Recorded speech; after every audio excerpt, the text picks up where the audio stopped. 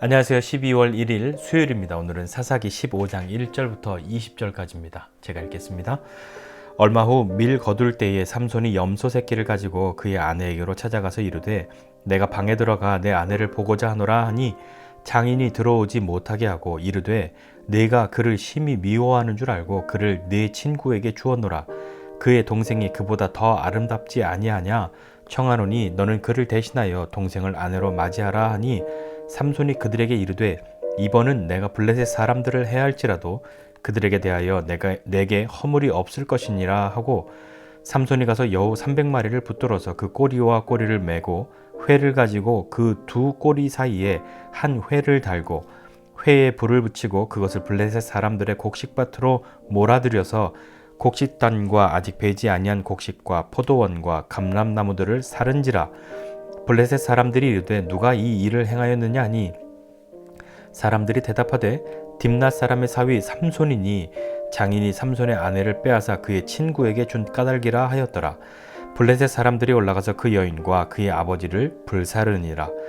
삼손이 그들에게 이르되 너희가 이같이 행하였은즉 내가 너희에게 원수를 갚고야 말리라 하고 블레셋 사람들의 정강이와 넓적다리를 크게 쳐서 죽이고 내려가서 에담 바위 틈에 머물렀더라. 이에 블레셋 사람들이 올라와 유다의 진을 치고 레히에 가득한지라. 유다 사람들이 이르되 너희가 어찌하여 올라와서 우리를 치느냐? 그들이 대답하되 우리가 올라온 것은 삼손을 결박하여 그가 우리에게 행한 대로 그에게 행하려 함이로다 하는지라. 유다 사람 3,000명이 에담 바위 틈에 내려가서 삼손에게 이르되 너는 블레셋 사람이 우리를 다스리는 줄을 알지 못하느냐? 내가 어찌하여 우리에게 이같이 행하였느냐 하니 삼손이 그들에게 이르되 그들이 내게 행한 대로 나도 그들에게 행하였노라 하니라. 그들이 삼손에게 이르되 우리가 너를 결박하여 블레셋 사람의 손에 넘겨주려고 내려왔노라 하니 삼손이 그들에게 이르되 너희가 나를 치지 아니하겠다고 내게 맹세하라 하매 그들이 삼손에게 말하여 이르되 아니라 우리가 다만 너를 단단히 결박하여 그들의 손에 넘겨줄 뿐이요 우리가 결단코 너를 죽이지 아니하리라 하고 새 밧줄 둘로 결박하고 바위 틈에서 그를 끌어내니라. 삼손이 레히의 이름에 블레셋 사람들이 그에게로 마주 나가며 소리 지를 때 여호와의 영이 삼손에게 갑자기 임하심에 그의 팔 위에 밧줄이 불탄 삼과 같이 그의 결박되었던 손에서 떨어진지라. 삼손이 나귀의 새 턱뼈를 보고 손을 내밀어 집어 들고 그것으로 1,000명을 죽이고 이르되 나귀의 턱뼈로 한 더미 두 더미를 쌓았으며 나귀의 턱뼈로 내가 1,000명을 죽였도다 하니라. 그가 말을 마치고 턱뼈를 자기 손에서 내던지고 그곳을 라맛 레히라 이름하였더라. 삼손이 심히 목말라 여호와께 부르짖어 이르되 주께서 종의 손을 통하여 이 큰 구원을 베푸셨사오나 내가 이제 목말라 죽어서 할례 받지 못한 자들의 손에 떨어지겠나이다 하니 하나님이 레히에서 한 우묵한 곳을 터뜨리시니 거기서 물이 솟아나오는지라. 삼손이 그것을 마시고 정신이 회복되어 소생하니 그러므로 그 샘 이름을 엔학고레라 불렀으며 그 샘이 오늘까지 레히에 있더라. 블레셋 사람의 때에 삼손이 이스라엘의 사사로 20년 동안 지냈더라. 아멘. 삼손이 다시 어떤 화가 났던 것을 좀 풀고 얼마 후라고 했는데 얼마 동안인지 모르겠지만 다시 그 처가의 장인의 집에 찾아가고 아내를 맞이하러 갑니다. 그런데 이미 자신의 아내는 삼손의 친구에게 아내로 주어버린 그런 일이 벌어져서 삼손이 굉장히 화가 났죠. 그래서 이번만큼은 내가 블레셋 사람들을 해할지라도 그들에 대해서 내게 허물이 없을 것이다. 그렇게 하고 여우 300마리를 붙잡아서 2마리 꼬리를 묶어서 거기에 불을 달아놓고 그 300마리를 밀 추수할 때니까 추수한 그 밀단, 추수할 밭, 포도원 이런 데 확 다 풀어버립니다. 다 불탔겠죠. 다 사라졌겠죠. 블레셋 사람들이 1년 농사 지은 거 이렇게 다 망쳐놨는데 물론 블레셋 사람들은 딴 데 가서 뺏어오면 되니까요. 그렇다 할지라도 악한 사람들이 남의 것을 뺐지만 자신의 것을 빼앗기면 더 심하게 반응하지 않습니까? 블레셋 사람들이 이 일이 어떻게 됐는지 알아보니까 딥낫 사람의 사위가 삼손이 이렇게 했다.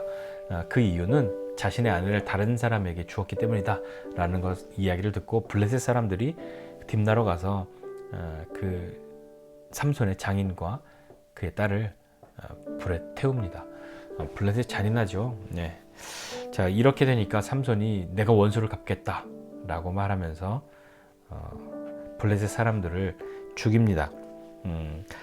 8절에 보니까 블레셋 사람들의 정강이와 넓적다리를 크게 쳐서 죽이고 내려가서 에단 바위 틈에 숨었다, 머물렀다, 이렇게 이야기합니다. 그러니까 이제 블레셋 사람들이 이 삼손을 잡으려고 이 삼손이 숨어 있는 곳에 온 거죠. 유다의 지역이었는데 유다 사람들이 보니까 블레셋 사람들이 1000명이나 몰려오는데 무슨 일인가 하고 보니까 이러이러하다 하여서 유다 사람들이 말하기를 삼손을 결박해서 삼손을 잡아다가 블레셋 사람들에게 주자, 그렇지 않으면 우리에게 화가 있을 것 같다라고 생각했겠죠. 그래서 3000명이 이 삼손을 잡으러 갑니다. 삼손을 잡으러 가서 삼손에게 뭐라고 얘기하냐면 11절에요. 유다 사람 3000명이 가서 뭐라고 얘기하냐면 너는 블레셋 사람이 우리를 다스리는 줄을 알지 못하냐. 이 말인즉슨 블레셋이 우리를 다스리는데 어떻게 그들을 건드릴 수 있냐라는 이야기죠. 블레셋이 자신들을 다스린다고 이야기를 합니다. 정말 그렇게 생각하고 살았던 것 같아요. 근데 이 유다 사람들의 마음속에 하나님은 그러면 어떤 존재인가요? 자신들을 다스리지 못하는 하나님? 그런 하나님이었을까요? 블레셋은 강하고 자신들을 다스리고 그 강함에 눌려서 하나님은 자신들을 다스리지 못하고 아무것도 못하는 그런 하나님이라고 생각했던 것일까요? 여러분, 우리는 어떻습니까? 우리는 무엇이 우리를 다스립니까? 무엇이 세상을 다스립니까? 마음은 믿음의 언어로는, 교회 신앙의 언어로는 하나님이 다스린다고 말하지만 정말로 하나님이 다스리십니까? 다른 것이 나를 다스리고 있지는 않습니까? 다른 것이 하나님의 자리를 대신하고 있지는 않습니까? 삼손이 대답합니다. 그들이 나한테 이렇게 했는데 나도 그들이 행한 대로 그들에게 갚았다. 그들이 행한 대로 나도 행했다 라고 이야기하는 거죠. 여하튼 삼손이 잡혀갑니다. 그러면서 유다 지파에게 너네가 나 죽이지 말고 그것만 약속해라 하였더니 유다가 그것을 약속하고 새 밧줄 둘로 묶습니다. 그래서 넘겨주죠. 그러니까 블레셋 사람들이 막 그 전쟁에서 이긴 것처럼 환호하면서 막 소리를 지릅니다. 그때 갑자기 하나님의 영이, 여호와의 영이 삼손에게 임하여서 그를 묶고 있던 줄이 섭같이, 그러니까 뭐 볕단에서 이렇게 마른 그런 식물 줄기 같은 거 얼마나 잘 타요. 그런 것처럼 아무 힘 없이 그냥 묶여 있던 것이 다 떨어져 버린 그런 상황이 벌어지고, 삼손은 나귀의 새 턱뼈, 나귀의 새 턱뼈가 뭘까 이렇게 생각해 보니까 죽은 지 얼마 안 된, 그걸 새 거라고 말해야 될지 모르겠지만 여하튼요, 죽은 지 얼마 안 된 사체에 있는, 주검에 있는 나귀의 뼈, 그것은 나시린으로서 또 하면 안 되는 것인데 좀 이렇게 이해가 안 되는 것, 자꾸 질문이 들어가는 건 하나님의 영이 임했는데 왜 삼손은 자꾸 이렇게 할까요? 왜 자신을 부정하게 하는 그것을 정말 아무렇지도 않게 생각하는 걸까요? 아니면 어쩔 수 없이 이것을 선택했던 것일까요? 하나님의 영이 임하고도 여전히 부주의한 모습을 보이는 것 같은, 여전히 개의치 않는 모습을 보이는 것 같은 그런 것이나, 아니면 또 다르게 생각하면 하나님은 우리의 연약함, 심지어 우리의 악함까지도 사용하셔서 그분의 뜻을 이루실 수 있는 분이다 라고 이해를 해야 할지 한번 생각하고 고민해 보게 됩니다. 여하튼요, 그 나귀의 새턱뼈, 죽어있는 그 마르지 않은, 뭐 잘은 모르겠지만 말라서 있는 그 뼈보다 이제 막 죽은 지 얼마 안 된 그 뼈가 더 무르다, 이렇게 이야기하는 것 같아요. 그러니까 어떤 학자들은 이 나귀의 새턱뼈는 무기로서 아주 훌륭하지 않은 그런 걸 가지고 싸웠다라는 걸 이야기하고 있기도 합니다. 그래서 이 턱뼈를 가지고 1000명과 싸우는 거죠. 무장한 사람 1000명과 나귀 턱뼈 하나 들고 있는 이 삼손과 싸움을 합니다. 이 상식적으로 말이 안 되죠. 우리가 알고 있는 최대의 싸움은 뭐 17대 1 이런 거 아닙니까? 그런데 삼손은 1000대 1로 싸워서 이깁니다. 네, 1000명과 싸워본 적 우리가 아무도 없잖아요. 1대 1로 싸우는 것도 얼마나 힘들어요. 죽일 듯이 목숨을 걸고 싸우는 건 굉장한 뭐 체력적으로 소모되는 것은 말할 것도 없고요. 한두 명과 싸우는 것도 힘든데 1000명과 싸우니 제 아무리 삼손이라 한들 얼마나 힘들었겠습니까? 탈진할 정도의 그런 것 되지 않았겠습니까? 그리고 나서 그 1000명을 다 이기고 나서 삼손이 한 건 내가 1000명 죽였다 하면서 이 동네 이름도 턱뼈 이런 동네였는데 턱의 산 뭐 이런 걸로 라만 레히 이렇게 자기가 이름을 붙이고 자신의 승리를 이렇게 자랑하고 노래하는 것처럼 그렇게 이야기합니다. 그런데 여기에서 자신의 승리를 말할 때 하나님이 하신 것, 하나님에 대한 이야기는 나오지 않아요. 그런데 18절에 보면 심히 목말라서 탈진해서 죽을 것 같으니까 그제서야 여호와께 부르짖습니다. 이렇게 부르짖죠. 주께서 주의 종을 위해서 주의 종의 손을 통해서 큰 승리를 베푸셨는데 하나님 지금 나 할례 받지 못한 저 블레셋 사람들의 손에 넘겨줘서 죽겠습니다. 도와주십시오 라고 이야기하는 거죠. 그렇게 하나님 앞에 마음을 쏟아 놓습니다. 우리는 어떻습니까? 우리도 어지간히 자기가 힘이 있고 해볼 만한 거 다 해볼 때 그렇게 하나님께 부르짖기보다는 부르짖기도 하지만 내가 할 수 있는 거 다 해보려고 하는 거죠.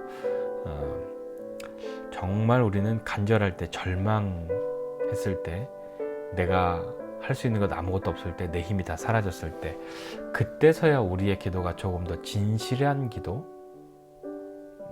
되지 않던가요? 어떠십니까? 여전히 기도해보고 하나님 들어주시면 땡큐고 아니면 난 요거 해야지라고 무엇인가 최후의 보루같이 남겨둔 것이 있을 때 우리의 기도가 그렇게 간절하고 그렇게 진실한 기도가 되어지던가요? 하나님 안 들어주시면 난 이렇게 할 거야 라고 하는 것을 하나 남겨두고 나서 하는 기도 말입니다. 우리는 그런 것이 아무것도 없을 때에야 정말로 기도하게 되는 것 아닐까요? 그때서야 우리는 하나님께 항복하는 것 아닐까요? 하나님 나 할 수 있는 건 아무것도 없어요. 남겨진 것도 아무것도 없어요.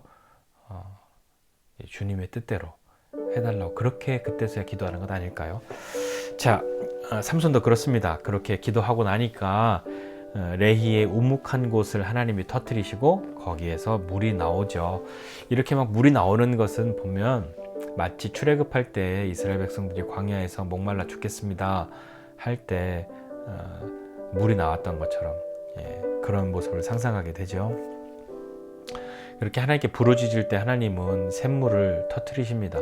살길을 열어주시죠. 목말라 죽을 것 같을 때 탈진하고 그래야 해서 하나님 나 죽습니다 라고 할 때 하나님은 그냥 내버려 두시지 않죠.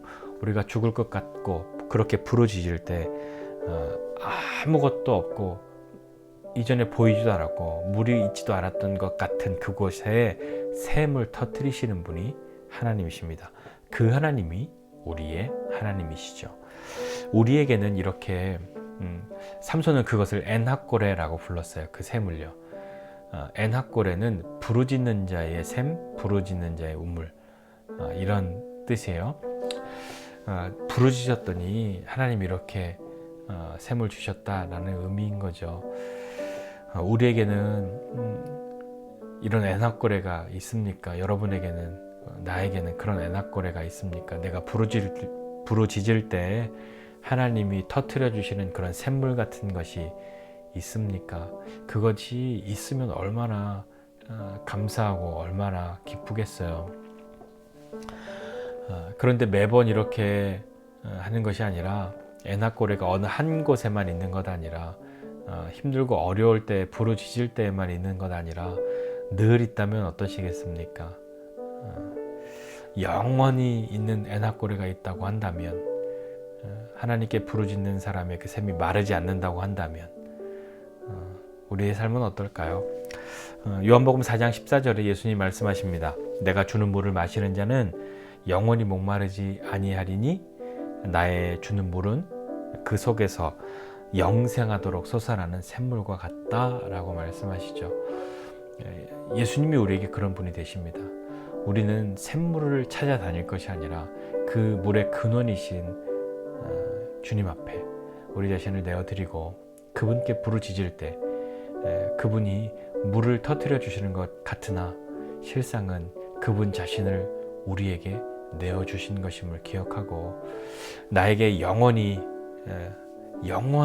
내 안에 있는 내가 부르짖을 때마다 응답하시는 나의 부르짖음을 외면하지 않으시는 우리의 엔합고레 되시는 그 주님이 오늘도 저와 여러분과 함께 하신다는 것을 기억하고 정말 목마르고 탈진하고 죽을 것 같고 그런 때에 우리가 부르짖으면 그분이 우리의 소리에 늘 귀 기울이고 계셨음을 경험하게 될 겁니다. 그 주님의 은혜가 오늘도 우리에게 있습니다. 오늘도 빛나는 하루 되시기를 축복하고 또 함께 기도하도록 하겠습니다. 기도하겠습니다. 하나님 아버지 은혜와 사랑을 감사드립니다. 하나님 정말 주님께 부르짖을 때 하나님의 응답이 없어서 죽을 것 같은 그런 때도 있습니다. 내 상황도 힘들고 어렵지만 하나님이 묵묵부답이셔서 더 괴롭고 힘든 그때도 많이 있습니다. 하나님 부르짖는 자의 샘이 되시는 그 주님이 우리 안에 영생하도록 솟아나는 샘물을 주시겠다고 말씀하셨는데 그 예수님으로 인하여 우리에게 영원한 엔합고레가 있음을 기억하고 믿음으로 주님께 부르짖고 하나님 의지하고 주의 말씀을 잘 듣고 주님으로 말미암아 다시 우리의 영이 우리의 육신이 살아나는 소성케 되는 그런 경험을 하는 그런 삶을 살아가는 우리 모두 될 수 있도록 은혜 베풀어 주십시오. 오늘도 주님 우리를 세워주시고 우리를 살려주시고 우리의 목마른 모든 것들을 다시 채우시고 힘주시는 분이심을 경험하는 우리 모두 되기를 원합니다. 감사드리고 예수님의 이름으로 기도드립니다. 아멘.